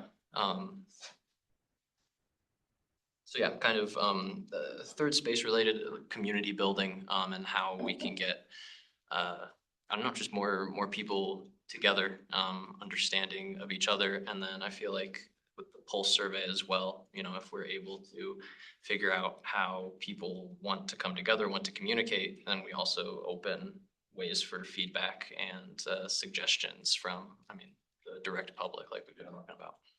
I think that might lean on that interest a little bit in terms of looking for doing some of the neighborhood liaison opportunities and kind of defining neighborhoods, because that certainly helps with that. And then, you know, I know we do offer like block party grants, and so that's also like a very nice little collaborative opportunity of if we're trying to touch base with some of these neighborhoods of like, hey, also, now that we're trying to make you guys a formal neighborhood and like identify a liaison, like also just know, kind of lean into some of these block party opportunity things. Start there. We had 73 block parties last year. Our neighborhood had a great block party. That's actually a We had great like data source to multiple look bouncy at. structures and I've stuff, yeah. never put those on of like, what do you call your We neighborhood? solved the problem. Yeah. I lived there for 5 years. I was like bouncy houses. So, okay, so yeah, there's maybe some overlap there with Sarah and I on stuff. I think the only guidance I'll give is one of the lessons, not from Jeremiah, me or Michael, because we were into this, but then before we joined, they tried to like put on next gen organized events, and it is hard, both between getting enough like marketing out there, and we don't meet that much. So I think that could be good if they're things that are like you're collaborating or pitching ideas to council about events to put on or staff to put on, things like that. But cautiously, I would advise maybe like leaning away from us trying to individually like organize those types of things. Absolutely. I think Individually as a board, obviously as individuals, organize everything, do it. It's great. I would like to partner with you on that. Thanks, by the way.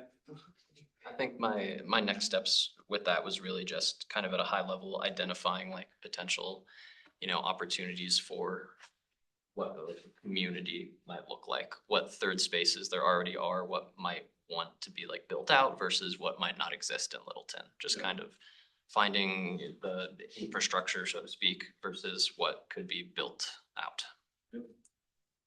I think that's great. I think that'd be a really valuable thing to bring back is like a report at some point in the next few months as you're able to like do some research on that and see what like further ideas that inspires. The question I would add to that too, there is, once we do have some form of pulse feedback, what are the barriers to using that existing third space infrastructure and how might we address that?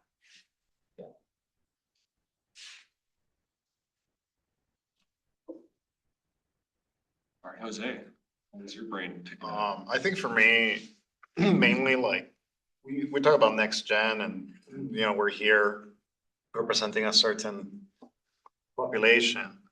But as public comment mentioned, there are other populations that may not be kind of being considered. And one of them is not in the above 35, it's actually below 16, right? Because the world that we're building right now is for them. Like, we are next gen for a few more years and then we're reclassified, right? But so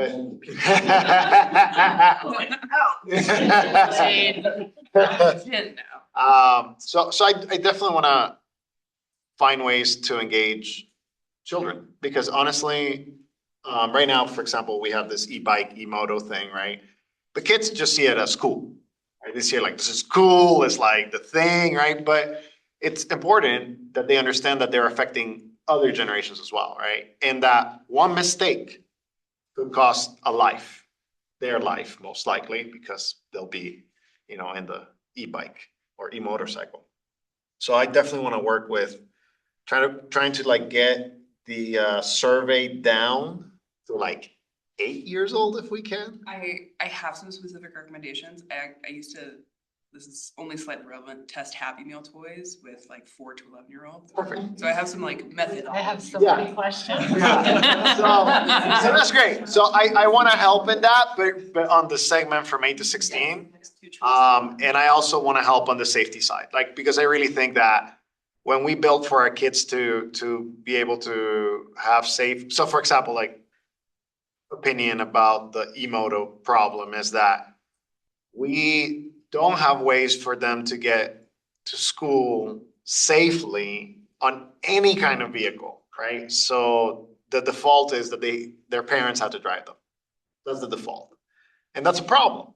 That's a structural problem because kids now don't have autonomy. And now they find out from their friends that you can have autonomy through the e-motorcycles. So they go there, but then they endanger everybody else, especially on the trails or on the roads, because they don't know the rules of the road. So when we're looking at this problem, we have to look at it from, okay, how are we teaching the next generation to operate? So if we can get them, in 5 years, once they're 13 and the 13-year-olds are 18, then we start that structural change. So I want to focus on that. And I can assist in other areas as well, so, yeah. I think that's great. I think you've identified, again, I don't know if we can solve that space, but yeah, you're smart. You'll come up with recommendations. I think e-moto is like a great case, like It's a case study for it sure. slots perfectly into that as, again, a short-term niche issue. Yeah. And then the only other place my brain jumps to on that is like, I know transportation master plan stuff is happening. I know they want our input like at some point, but like, I think that is a particularly valuable lens. I think even when I've been asked about that historically, it's been like, oh, what do me as a younger person? And like, oh, my wife and friends like to bike a lot, but like a true next gen, younger generation look at that. So maybe keep an eye on that. Kids just want to hang out at the park. What like opportunities there are to influence that master plan and actually provide some of that feedback on that. I think that's really cool.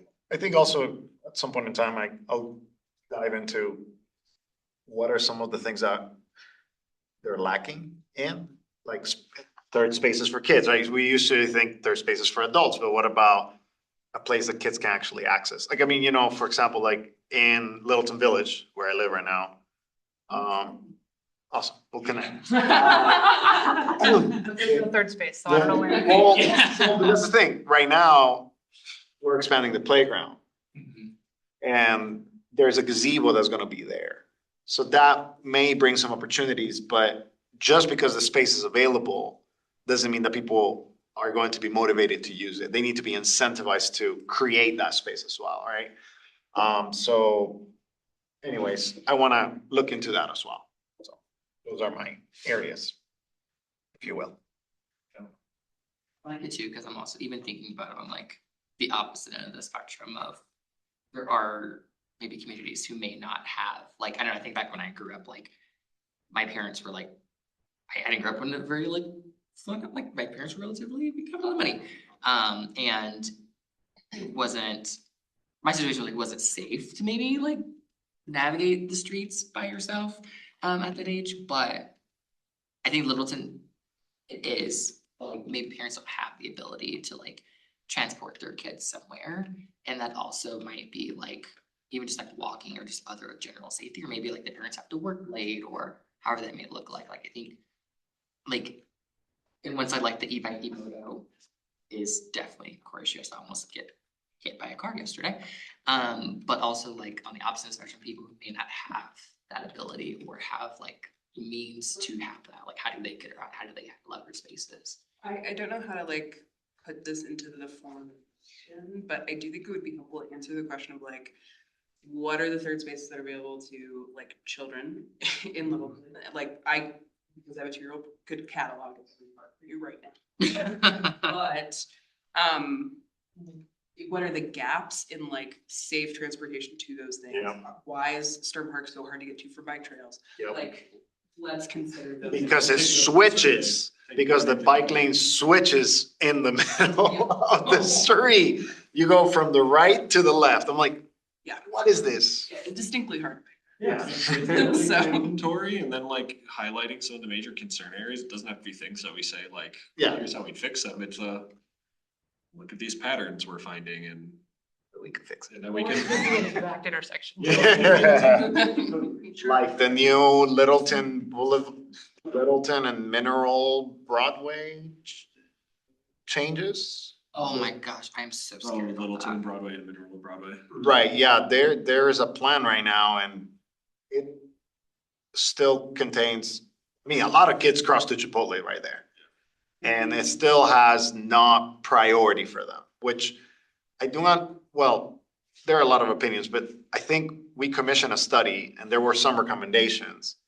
And those recommendations are not being followed. So maybe providing also support to be like, when we commission a study and when we have the data from the study and the study says that we should do something, let's do that. As inconvenient as it may be to drivers or other, like, it doesn't matter, you know, I mean, it's like council is right now recommending a 20-mile-an-hour speed limit. It's not convenient for anyone, but I mean, over time, it may save some people, you know, and hopefully that is accompanied by enforcement, right? Like, you know, at the same time. So, but my point is like, when we say that we're gonna do something, we should do it. You know, not be like, oh, well, it's not convenient anymore. Like, let's just move it away. Sometimes it's hard because it's the opposite too, like the data or the study says this and common sense is like, Sure. so now what do we do? Right, that's fair. Yeah, It's tough. I think that's a good one. Figuring out kind of the scope pieces, probably like the big thing and kind of what you wanna take on as the first domino in that chain. But I think that's great. The only thing I'll flag in both of those two, my mind jumps to, is making sure we're just building in time for checking in with both comms team and probably like legal side in terms of like, especially if we're reaching out to like, Sure. kids and Hey, kids. schools and stuff like that. Yeah. It's gonna make your city better. That's such a good Well, that's why legal. Step up. You know? All right, Jeremiah, what are you leaning towards? Well, firstly, want to double check Sarah, there was like there's activation that they're, and Bobby kind of coordinated that. I know you shared about the continuous feedback for residents. Also saw like, yeah, the affordable childcare, like I just wanna make sure like, if there's anything else we didn't cover. That one, my action item is essentially like, affordability, huge problem next gen that we're all talking about. Housing, huge problem, affordability, but one of the drivers of lack of affordability for a specific demographic is the cost of childcare. And it has become more expensive and more prohibitive within Littleton, even in the past year with the amount of daycares that have closed. Thus, can I look into like what the gaps are there and form a more specific perspective or recommendation over the next few months on what that might look like based on case studies from similar sized municipalities? So can I make a comment on this real quick? I would be curious to see what, this is an assumption, a guess of my experience. Dr. Cog does awards every year, and the places that seem to win the awards have like done this beautiful marriage of like childcare, third space, living, you know, put it all together.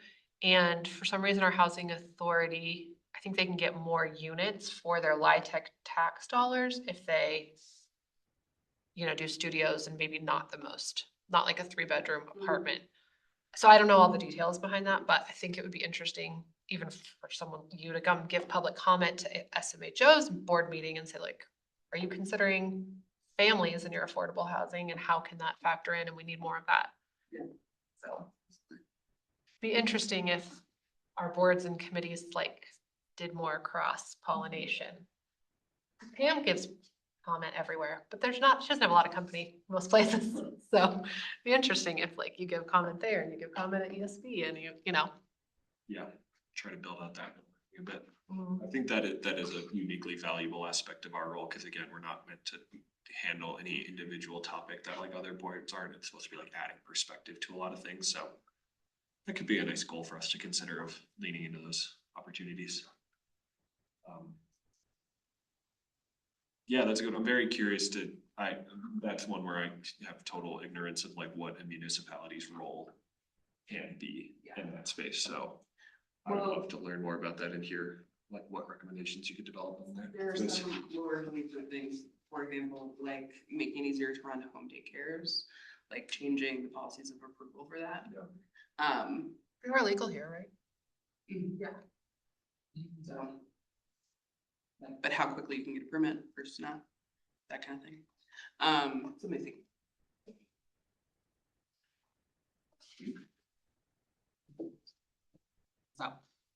So I had 2 areas. One was semi-related to yours, Lucy, but more like what our country's impacts by our country. So I think I shared this. I'm from South Texas, and my hometown, Corpus Christi, might be the first American city to run out of water. So that's exciting. It is something that when I was in Texas last week, it's a big deal, obviously. All my family lives there, and it's just more of seeing how there are steps that should have been taken, could have been taken, weren't taken. Even growing up, there were water issues, droughts, asphalt emulsifier in your water, you name it. And I think that as, you know, like our world changes, our climate changes, like it is a very real like outcome for many cities, and it's more of how can we understand and potentially get ahead of those things, so it's not in a situation where the cities, like for example, city in Corpus Christi, I don't know if anybody's like in tune of it, like their council is essentially trying to speed run a desal plant. They are even considering like taking water from other local areas. There's even a moment where if they go to like a stage 1 water restriction, like a proposal of like cutting off water for people who use excess of the like allotment, and thankfully that one didn't make it. They shut that one down because that was pretty dramatic. But just to show like the gravity of the situation, and obviously like they have industries like certain things like could to like cripple the economy. So it's like a very like multifaceted issue. But like personally knowing that the place where like 90% of my family is living could be running out of water by mid-year is not comforting. Definitely weighs on me, and it's more of like even though I don't live there and I live here and I watch Great Roots here, it's like, how can we make sure that that doesn't happen, especially given like even this winter, we didn't have a lot of snowpack and like we're already under some like level of like water level restrictions and things like that or potential for that. So that's the biggest one there. Sorry, I did not mean to drag down. Heavy, but that one plays in. But then those are like economic and housing challenges, I think like broader economy is a little rough. There's people who like I've just seen like in my neighborhood, like in the gym I go to, like and just talking with them, like some people are just facing different challenges and it's more of one recognizing that some things might just be outside of the city's control. But if there's any opportunity to like leverage resources for people, like there's an example where somebody where they were looking for a shorter term accommodation for like a weekend and like I was like, oh, like I'm doing like this search and like how do you search for this, search for that, and like what came up wasn't really as helpful as I think others and just knowing that they had to make a tough decision for a weekend, like that's a reality for a lot of people and sometimes it's longer than a weekend. So it's more of how can we as a city like help people out even if it's for an interim or like point them in the right direction and get those resources like how do we kind of like allow them to make sure like people are actually aware that this does exist. They're not stuck between like really they're not being kicked. Actions for both of those or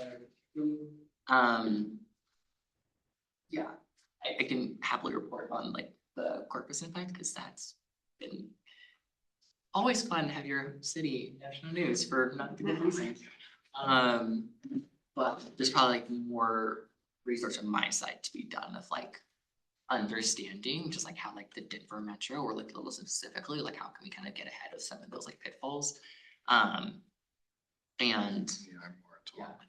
yeah.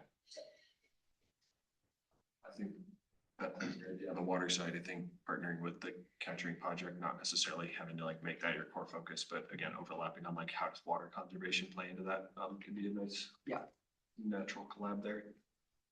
And then also, yes, some of the stuff on housing is also good because outside of potentially daycare relationship to housing and stuff, we don't actually have like housing particularly covered as a topic, so yeah, I think that's great though. I will say we've had multiple public comments on homelessness lately and multiple people have come to office hours and complained about it lately. Like something's definitely shifted in the last 6 months, so. Yeah, that'd be a great one to dig into. Well, the state is running out of, state and municipalities are running out of social safety net programs. Yeah, federal funding obviously changed, Yeah. but. Okay, well, on my end, I think I'm gonna try to leave my plate generally more open to support all of you guys on initiatives. So I think the bigger open ask is like, if as you're spending time between this meeting and next, you're like, I don't know who to contact at the city to get further information, or I had a question on this thing, or I just need a brainstorming buddy, please feel free to use me for that. That's part of why I want to keep my capacity open. But also because it aligns with like, I think community outreach stuff is very important. I'm definitely gonna look deeper into and take this kind of recommendation from council on the neighborhood liaisons, and at least by June, try to scope out like, what are the two different sides of that problem? What have different cities done? Because I know like Inglewood is a nice neighborhood map and other things like that, and kind of how to break that problem down into the associated parts. A bit more to decide more of whether I or we want to kind of actually take those on as a real initiative or provide pushback to council and staff on like, no, this should probably be a city staff thing or some other boards thing, whatever else. So I'll lean into that. That covers the bulk of it. I think the big thing I'll comment on is I think it would be helpful in June if we just planned on not picking any one person's thing to dive into too deeply because we're still at those early stages. But if everyone could spend the time between now and June after this dialogue and getting initial like gut checks from people, trying to at least answer kind of some of those high level questions of like, here's my process for looking into this a bit more deeply. Here's maybe some high level thoughts or interesting things happening in this space. And then the core one being like, here are any key dates, either for things the city is doing, council's doing on that. And I guess maybe one other would be if there's any requests for information from city staff or other boards. And that way that would probably make, if everyone is able to report on that in a 5 to 10 minute snippet in June, that would probably make it pretty easy to kind of start mapping out the year ahead of us and being able to prioritize next steps on those different initiatives and just kind of keep the ball rolling.